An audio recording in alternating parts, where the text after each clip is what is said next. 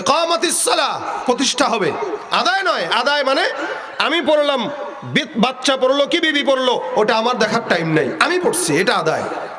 আর প্রতিষ্ঠা মানে এলাকার নেতৃবর্গ যারা, এদের মাধ্যমে এই এলাকায় নামাজ যদি কেউ না পড়ে তার জন্য জরিমানা হবে, এটা প্রতিষ্ঠা।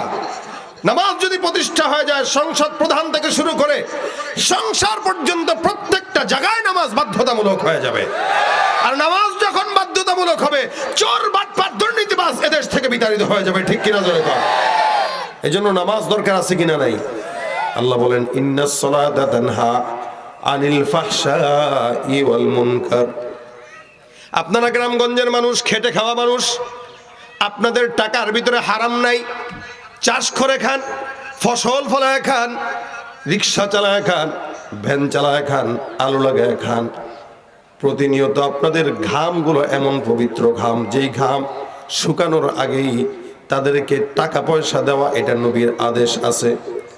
কৃষকের ঘাম শুকানোর আগে তাকে মজুর দিয়ে দিয়ে দাও, তার টাকা পরিশোধ করে দাও।